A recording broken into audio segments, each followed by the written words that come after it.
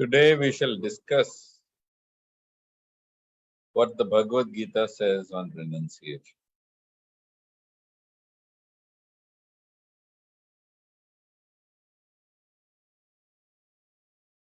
It's important to understand that at the time when the Bhagavad Geeta was spoken, there were many religions vying for the minds of the populace.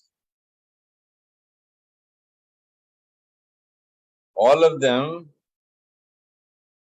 had a single message, that this world is a world of suffering.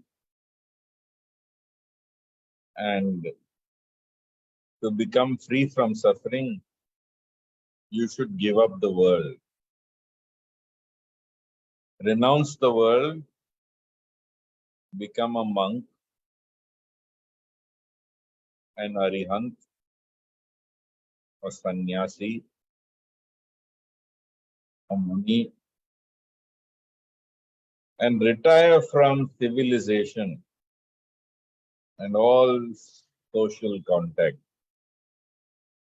Withdraw into the forest or into an isolated cell in a monastery and focus on attaining salvation, which is the healing of the mind, transcending of the mind, annihilation of the mind, and the attainment of moksha.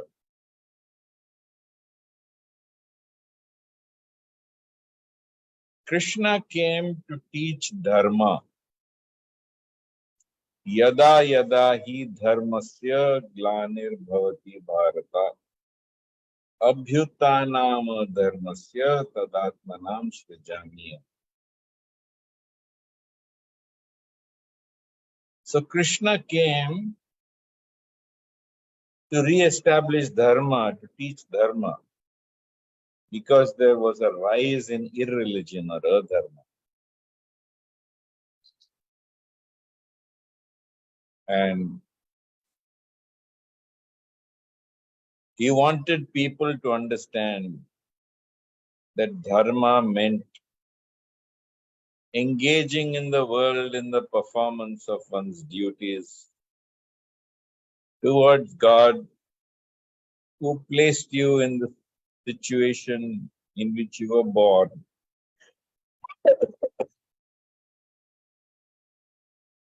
so that you could perform all your worldly duties. And if you perform them in a spirit of sacrifice and devotion to please God, then from dharma, automatically, effortlessly, naturally, you would also attain moksha. And in between the performance of your dharma and the attainment of moksha,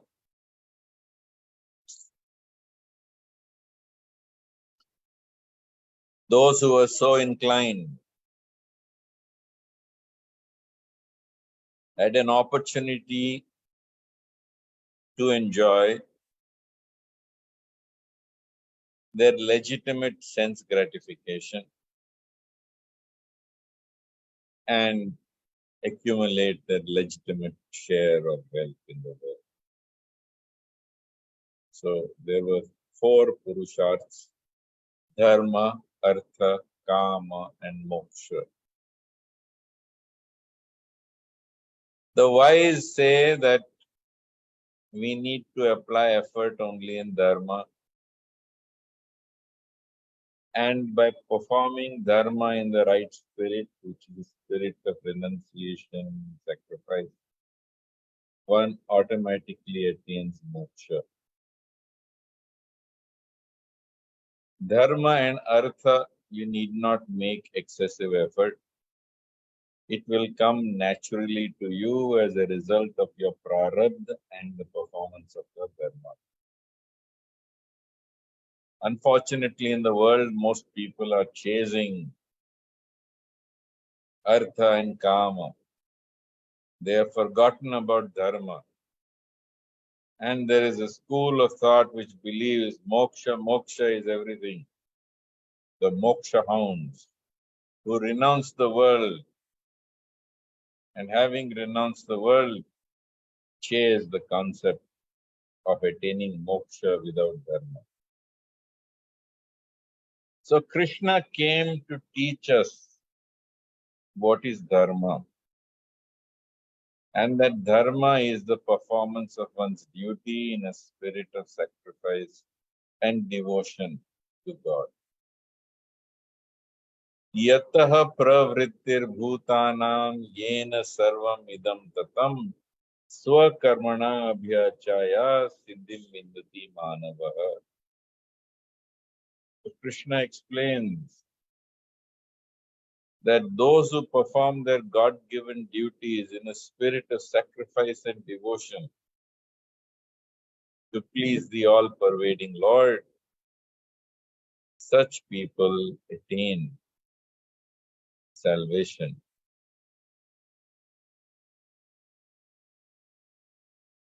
So it's important to understand that Krishna did not say this world is a wonderful place.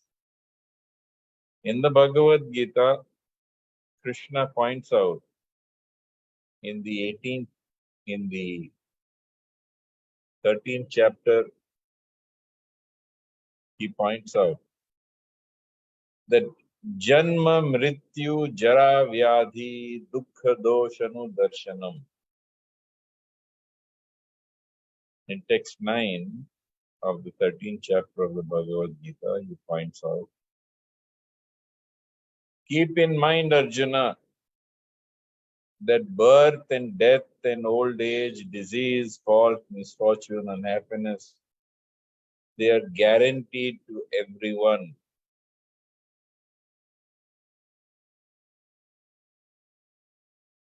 Who has not known suffering? Everyone knows suffering. To be parted from someone you love, either by death or by circumstance, is suffering. To be forced to bear the presence of someone you cannot stand, that is also suffering. So birth is suffering, death is suffering, disease is suffering. All of these are suffering, and all of these are guaranteed to everybody. No matter how wonderful you are, no matter how pious and holy you are, no matter how much wealth and status you may possess, no matter how beautiful you are, it is inevitable that birth, death, old age, disease, fault, misfortune, and happiness come guaranteed to everyone. What is the cause of suffering? There is one cause for suffering, and that cause for suffering is attachment. The more you are attached to things of the world, the more you experience suffering, because nothing in this world is permanent. In fact, in Patanjali's Yoga Sutras, which is a much, much later compilation, Patanjali points out that avidya, the causes of our ignorance, which is the cause of our suffering, essentially is that we see permanence in what is impermanent. Everything in the world changes, and yet we foolishly think that it will remain the same. So, we see joy in things which are going to become the causes of our sorrow. And indeed, we see purity and perfection in things that are impure and imperfect. When you become free of these three, then you become equipped to move towards yoga.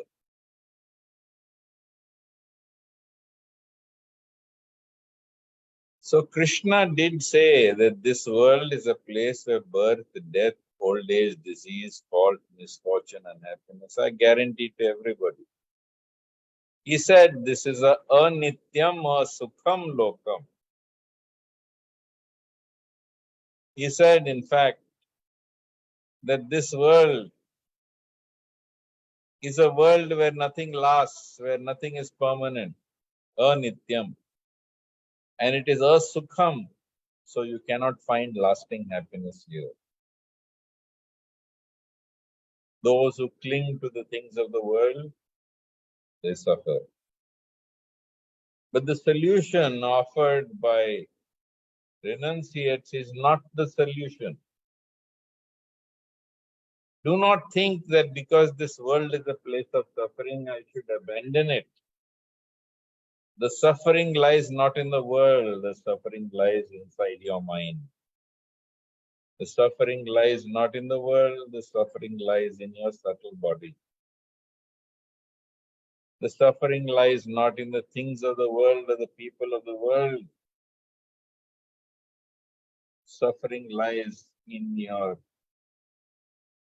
natural tendency of your prakriti, in your subtle body, to cling to the things that are impermanent. And as this mind clings to the things that are impermanent, it suffers as those impermanent things move away from you.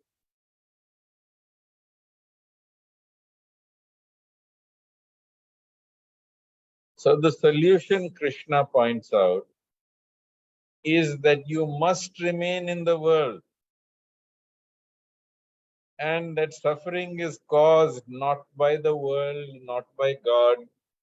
Suffering is caused by the mind. Suffering is caused by this idea of the sense of self. Suffering is caused by the sense of separateness from the universe.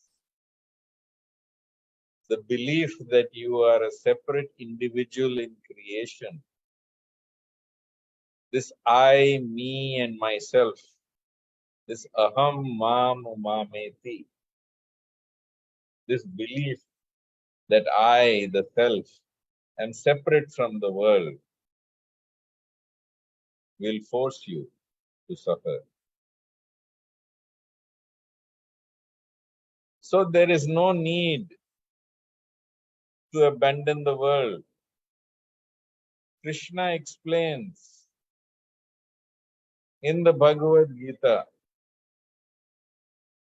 that we must remain in the world just like the lotus leaf remains in water.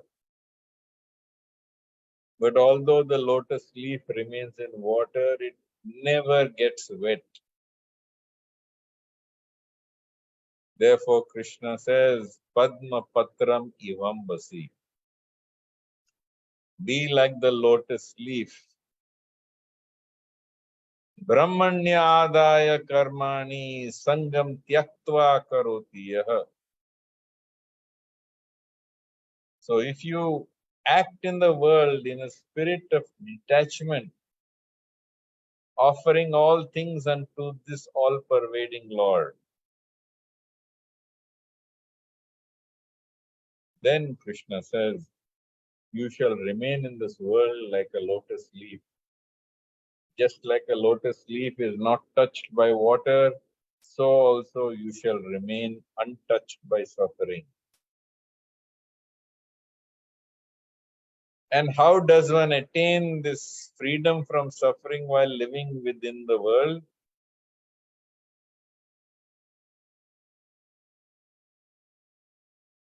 Krishna explains that if you live within the world, performing your duties in a spirit of sacrifice and devotion to God,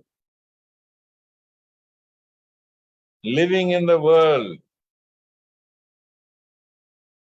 yet not being of the world, living in the world, and yet detached from the world,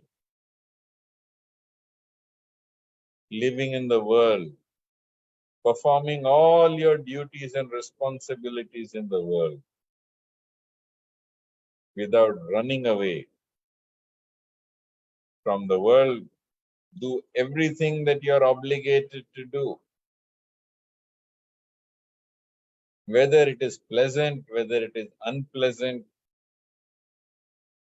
whether you like it, whether you don't like it.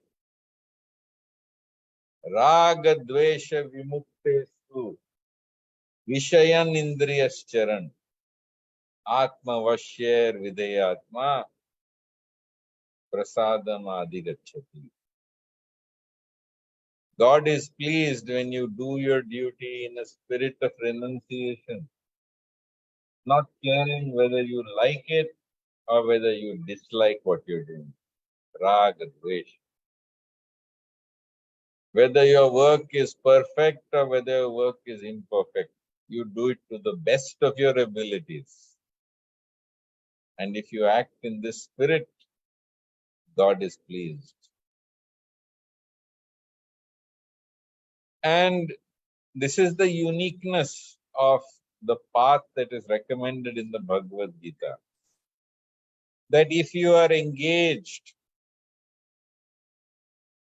in doing your work as an offering, as a sacrifice unto God,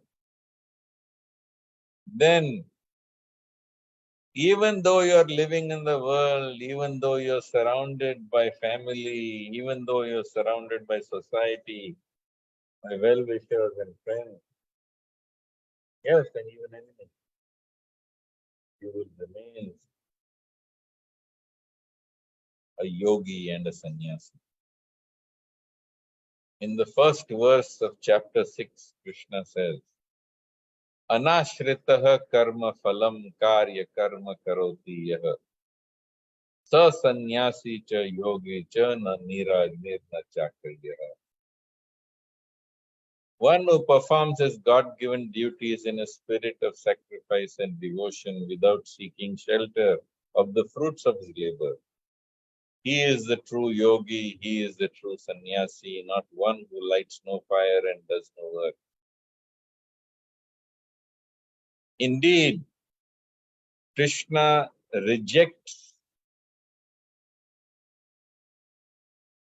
abandoning the world as a lesser option than living in the world and performing your duties with a sense of sacrifice and devotion. Sannyasas karma yogascha nihshreyasya karavubhav tayostu karma sannyasat karma yogo vishishyate.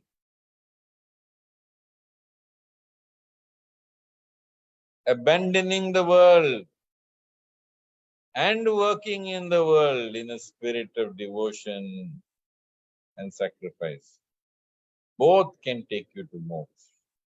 But between the two, working in the world in the spirit of devotion is by far superior. Clearly, he says that working in the world in the spirit of devotion is superior to abandoning your duties and taking what people in the world know as becoming muni, sannyasi, and so on. Indeed, he tells you that this is the danger that you may prematurely take sannyas and you will experience suffering. Sannyasastu mahavao dukkham aptuma yogatah. If you have not attained union with God, then by taking sannyas, you will get only sorrow. But by constantly engaging in union with God, by working with devotion, you will attain perfection. Yoga yukta munir brahma na chirena adhigacchati. Very shortly, working in a spirit of devotion and renunciation, united with God by offering all fruits to Him, you will attain perfection.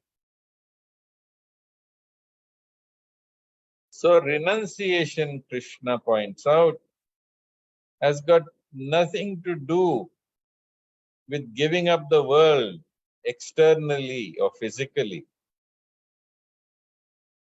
Renunciation, according to the Bhagavad Gita, according to Lord Krishna, the speaker of the Bhagavad Gita, who is very clear,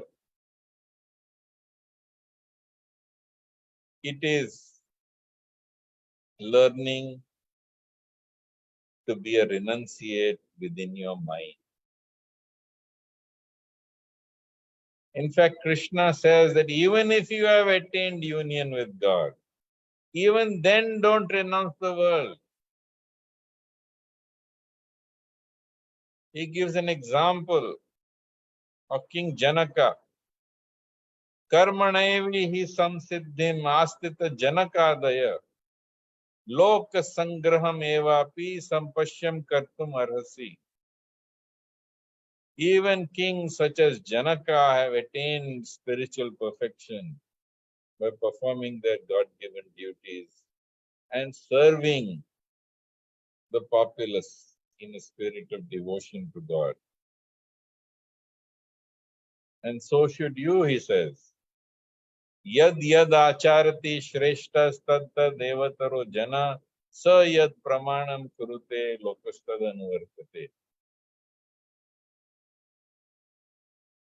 Just as a leader in society does, so does the rest of the world follow. And whatever standards he sets by his exemplary acts, so does the rest of the world imitate. So therefore, Krishna doesn't want you to give up what you're doing. He does not want you to renounce the world externally. He has another option for you. And that other option for you is the concept of sannyas and the concept of tyaga. Very early in the Bhagavad Gita, Krishna points out, Yasye sarve samarambha kama sankalpa varjitah jnanagni dagda karmani tamahu panditam buddha. So Krishna explains that one whose every action is devoid of the desire of selfishness, whose every action in the world is without personal selfish desire. Sarve samarambha, every effort he makes in the world. Kama sankalpa varjita, is free from every selfish desire. Krishna says such a person is a pandit and he is a realized soul.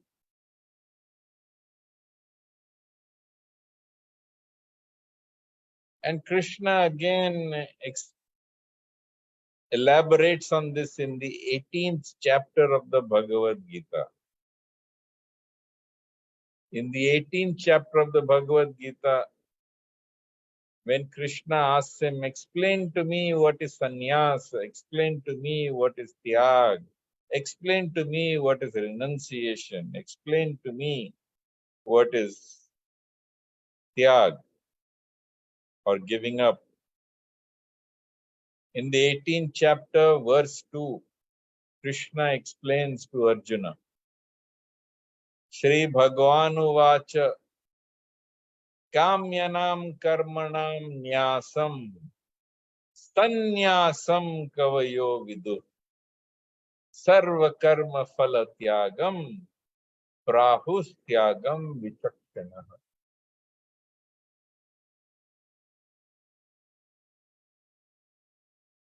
And the Supreme Lord said, giving up all actions which are motivated by selfish desire is what is understood as sannyas. Please understand, it doesn't mean giving up all actions. It means giving up those actions which are motivated by selfish desire.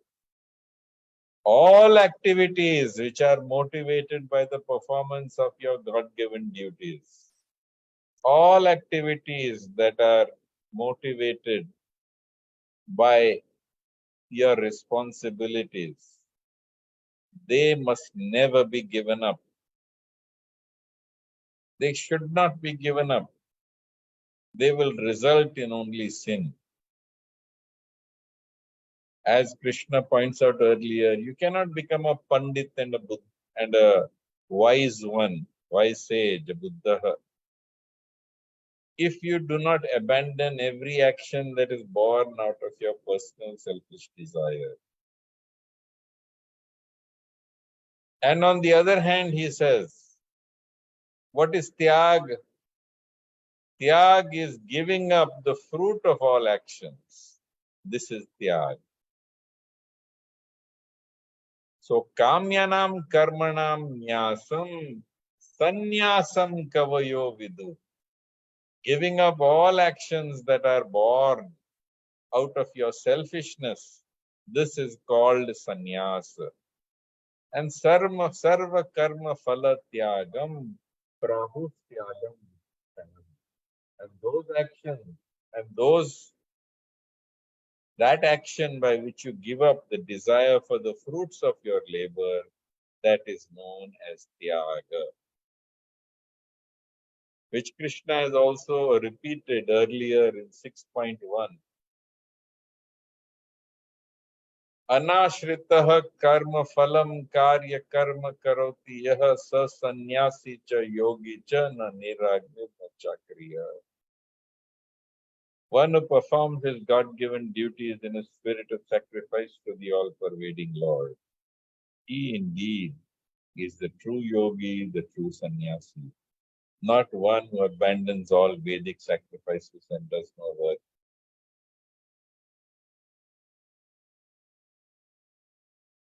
Krishna also explains when you come to chapter 18, verse 49. Asakta buddhir sarvatra jitatmaha vigata spriha naishkarmya paramam siddhim sannyasen adhigacchati. So Krishna explains to Arjun that one whose mind, whose intelligence is everywhere detached, who has truly mastered his mind, he has attained this state of being karma sannyasi. He is working, but it has no effect on his karmas. It has no effect on creating pious or sinful deeds. Such activities that he performs are known as the highest level of sannyas, or freedom from action, which binds one to this world. Yagnartharth karmano nyatra loko yam karma bandhana tadartham karma kaunteya mukta sangha samachara.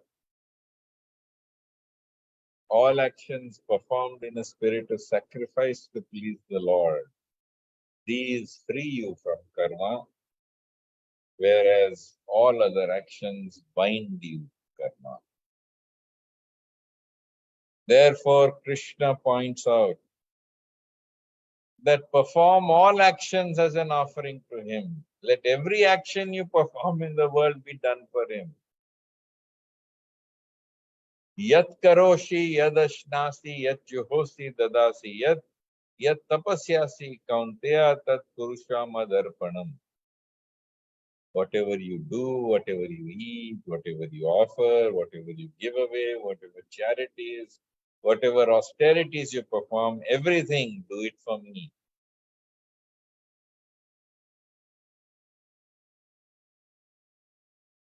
So this is what Krishna says, that if you act for him,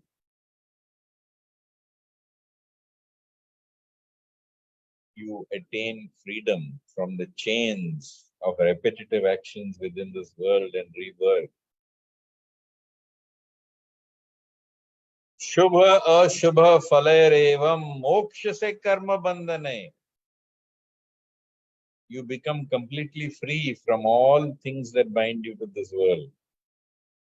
Sannyasa yoga yuktena, this yoga karma sannyas yoga, he says, sannyas, this karma sannyas yoga, he says, will bring you eventually to me. So, how does one do this? Is it difficult? It's not at all difficult. The trick is to learn to remember God and to forget self. Many people will tell you to remember God, but rarely will you find one who tells you to forget self. And more importantly, to remember God so as to forget self. So if you can remember God so as to forget self, you will become free. And by performing your duties within the world, you will perform your dharma. And by performing these self-same duties as a sacrifice to please God, you will attain moksha. So Krishna points out that renunciation is not external, that is inferior form. Superior to that is to perform your duties in the world in a spirit of devotion and renunciation. Even if you have attained union with God, set an example to the rest of society on how they should behave by continuing to work in the world. And if you have not attained union with God, you will get only sorrow by renouncing the world. So let your mind and intelligence be detached everywhere. No attachment to the world, although you live in it. Live like the lotus leaf lives within water and yet remains dry without becoming wet by the water. And in this spirit, this renunciation, this true sannyas, which is the sannyas that lies within, attain purity, perfection, and the supreme destination. So with this, I will conclude today's session. If you have any queries or questions, please feel free to ask.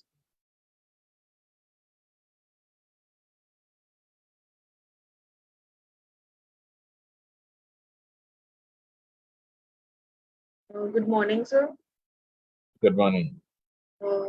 Sir, question is, sir, are there any rules or niyam that one can follow that can help us to renounce our tamasic gun or rajasic gun? I told you before and I'm telling you again. Nothing is wrong with tamagun, nothing is wrong with rajagun, nothing is wrong with sattvagun. All gunas are perfect. In fact, one must strive to become gunatita. Instead of moving from tamagun to rajagun and rajagun to sattvagun, which is a foolishness that other people teach, you should understand what Bhagawad Geeta says, what Krishna teaches. Krishna says in the Bhagavad Gita, Prakasham cha pravrittim cha moham eva cha pandava na dveshati sampravritani na nivritani kamshati.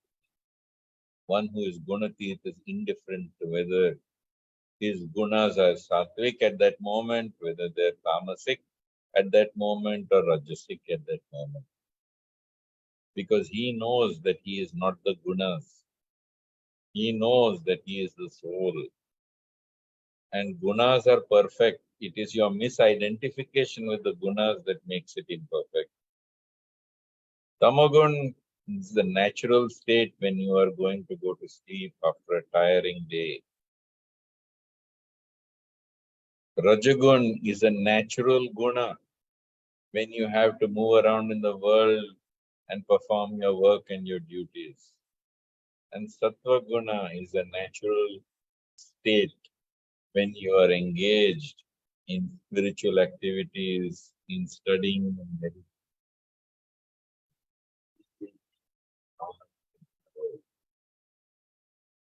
It is when you identify with Tamagun that it becomes laziness, sloth, ignorance, and heedlessness. It is when you identify with Rajagun that it becomes desire, anger, and so forth. And it is when you identify with Sattva Gun that it becomes complacency, self-complacency, and self-satisfaction. Forget about the gunas. Gunas will function by themselves. You are the soul and learn to transcend the gunas. Stop listening to people who tell you change from Tamagun to Rajagun, change from Rajagun to Sattvagun. These are people who have not understood Bhagavad Gita. You have to become Gunatita. You don't have to become Sattvic. You have to become Gunatita. You don't have to move from Tamagun to Rajagun. To become Gunatita means to rise beyond all of Prakriti. And each part of Prakriti is an essential part of your body, mind, and life. When you let it function by itself, everything will work the way it should. When you try to struggle with your Prakriti, there will be a lot of difficulties when you try to change from Tamagun to Rajagun, from Rajagun to Sattvagun. Strive to become Gunatita, to rise above the Gunas. Don't try to meddle with the Gunas. They will adjust themselves according to how spiritually centered you are and how little you identify with them. Is it clear? So they can balance, the gunas will get balanced once we start working on our true selves. Yes, when you identify that you are the soul and you remain on the platform of the soul, the gunas will automatically sort themselves out. Absolutely, sir. So moving to our next question. So how can we really know the difference between our true selves and our ego? Because even nowadays, a lot of people do get confused between these two. Because your soul is, in fact, inconceivable. It is achintya. You cannot even imagine your soul. So for all practical purposes, you are nothing. The moment you think of yourself as something, as somebody, then you are not thinking of yourself as a soul. And the best way to become situated as a soul is to remember God, and you will naturally forget self. Absolutely, sir. See, everybody in this world is trying to become somebody. Maybe they've got it all wrong, because you should try to be a nobody.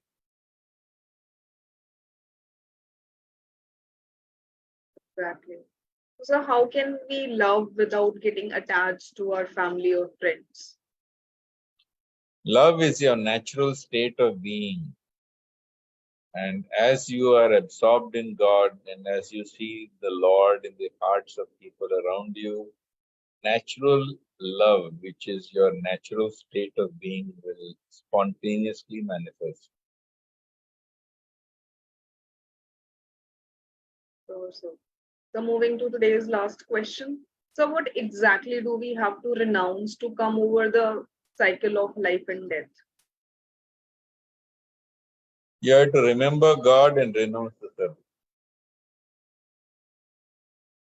Exactly. So thank you so much, sir, for today's session. and we will see you next week. Thank you so much. Hari Om, Jai Shri Krishna, Hare Krishna. Hare Krishna, sir. Thank you so much.